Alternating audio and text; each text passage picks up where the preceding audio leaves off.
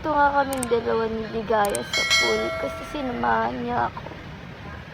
Kasi di talaga ako okay ngayon. So, kailangan po pala. Yung mga ganyan dapat din iyakan. Dapat din binaganti. Kasi Hindi nila deserve maiyakan. Iyakan. Diba? kung napanood yung vlog namin, sa vlog ni Mami Chona, magkadikit si Lian at si Kit doon.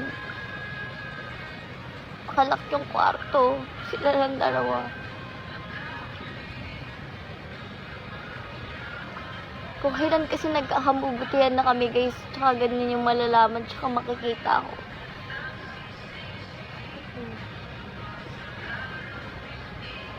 Tapos nalalaman ko, kaya niya na pala magsinungaling sa akin. Nahuli ko na sila, pero iba pa rin yung sinasabi nila.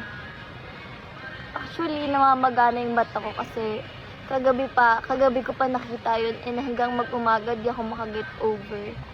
Halos di nga makatulog sa atin sila.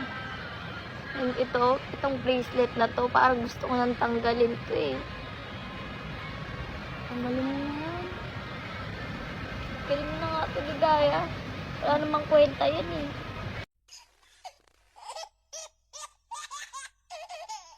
Don't need no one to tell me how